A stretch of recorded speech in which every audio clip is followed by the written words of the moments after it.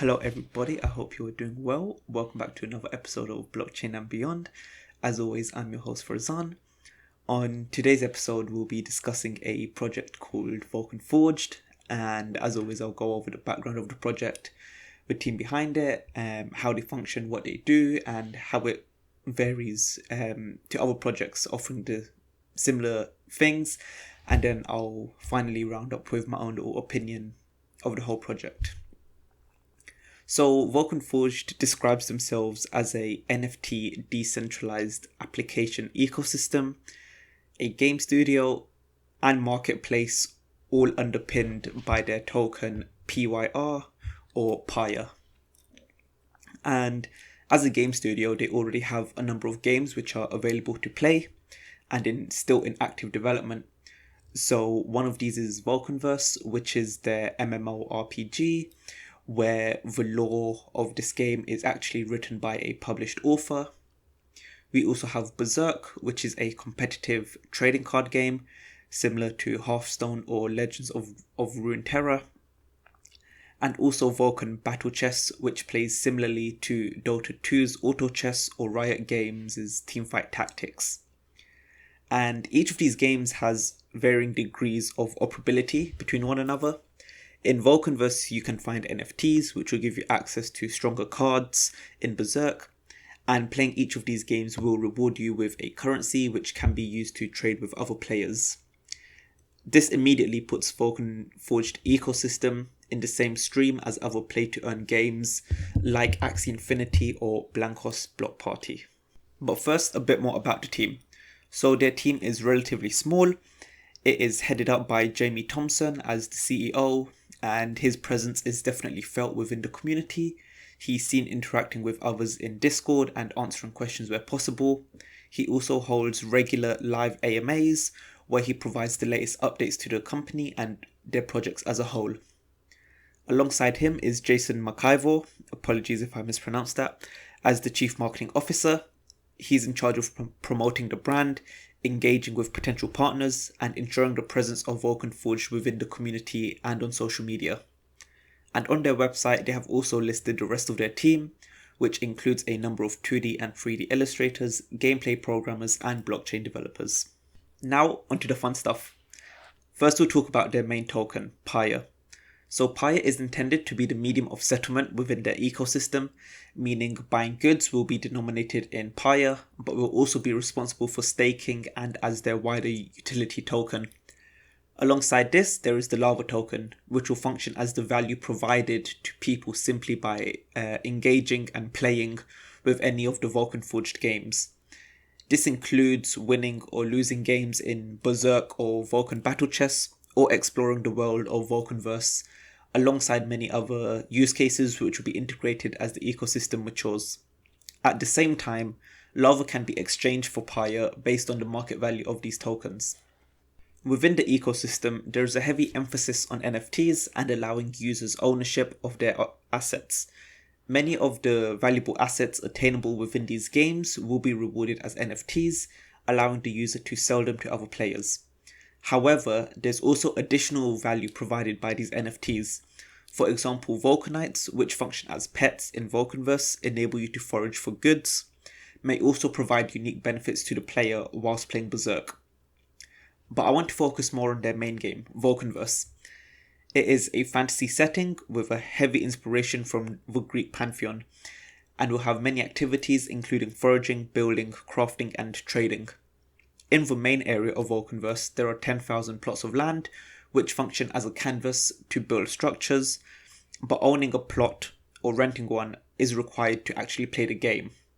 However, currently the cost of buying a plot is over £6,000 or $8,500, making it inaccessible for most people. But this perfectly leads into their Sedalion program. Here, landowners can rent out their land to other players, either for a PYR fee or through an earning share system where some of the lava earned by the renter is paid to the landowner. This benefits both parties as the landowner doesn't need to actively play the game to make use of it, while someone who's unable to afford the land can still participate within the gaming ecosystem. The land also provides additional benefits than just the access to the gameplay. Land itself is a way to stake your PYR, By staking Paya and leveling up your land, you get access to a monthly distribution of Paya, and at higher staking levels, you will also receive a percentage of their NFT marketplace transaction fees.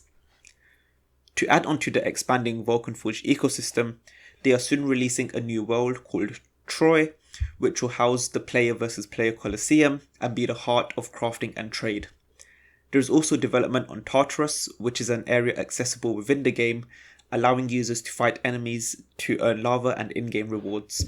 Outside of their games, they have their own functioning NFT marketplace, which currently ranks number 18 on DappRadar, and they also have their own decentralized exchange, allowing users to exchange between Paya, lava, and other tokens, and enabling staking to receive NFT rewards.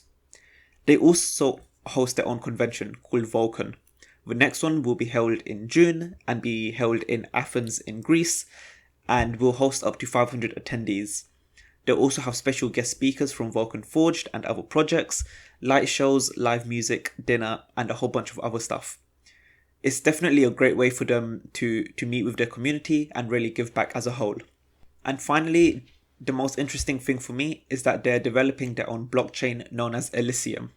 Their testnet is planning to go live at the end of January, but they have already announced a number of partnerships with projects such as The Hustle, which is a music NFT project, Chumby Valley, which is a NFT gaming project, Chorus, which is a decentralized carbon credit exchange, and also some other projects such as Sin City and Galactic Fight League. So Elysium as a blockchain is designed for crypto projects which mainly use NFTs, meaning that the creation and interoperability of these NFTs will be a key feature of their blockchain, allowing different projects to easily collaborate with one another. For this blockchain, Pi will still function as the settlement medium, whereas Lava will function as the gas token. A small part of this transaction fee will be redirected to Chorus, which is a carbon credit exchange, which will allow them to plant trees in order to make the blockchain carbon neutral. Elysium will also use a proof-of-stake system, where users who own land within Vulcanverse will be able to function as validators. There will also be more tiers of nodes which are yet to be fully announced. As I've discussed a lot about Vulcan Forged's recent events, it's only fair that I mention about their recent hack. On the 13th of December 2021, Vulcan Forged announced that 148 wallets and approximately 4.5 million Paya tokens had been compromised and stolen. Vulcan Forged used a semi-custodial wallet system hosted by Venly, where the keys were stored on Vulcan Forged's database. The hacker was able to access these keys and then gained access to the user wallets through Venly. The price of Paya did suffer as many panic sold, and as the hackers moved Paya to their own wallets to sell them on decentralized exchanges. They were, however, able to free some accounts on centralized exchanges and recover some of the funds. Although an incident like this has been heard of before, it was really the team's response which was outstanding. They immediately shared the news to users, giving them clear instructions on how to protect their remaining assets, and began reimbursing users who lost their assets by using funds from their own treasury. Alongside this, they deployed a new Paya contract and distributed it to all holders of the now old Paya, except for the addresses which took part in the hacking incident. This effectively left any remaining funds the hacker had worthless, and overall recovery could begin. Since then, they have moved to a different system through Venly, where keys are stored securely via the user's email address, but they have announced that Elysium will offer a completely custodial wallet system such as MetaMask. Now, I'm just going to put this part in because I forgot to mention it earlier, but this is regarding the Paya token. So the Paya token is an ERC20 token. It used to exist on both the Ethereum and Matic network, but following the hack, they have now fully migrated to Matic. They also use VeChain for their NFTs, and because they have multiple wallets, this is why they use a service such as Venly, so that new users can easily be onboarded onto the system by having these wallets automatically created for them. And I think that covers most of what I want to cover. So it was quite a lot to go through, but I didn't want to leave anything out from this project. In my opinion, it is one of the most ambitious projects in a long time, especially as they are trying to unify not only those who game for fun, but also the play to earn community with a plethora of interconnected platforms. but hopefully they'll also be able to unify developers for these projects through Elysium, which may become the standard blockchain for NFT and play to earn projects. And personally, it's a project which I'm definitely going to keep my eye on throughout this year and for the coming years. And yeah, that's all from me for today. It's been a pleasure discussing this project. It's one I've been following for quite a while, and I think it has a lot of potential to go big.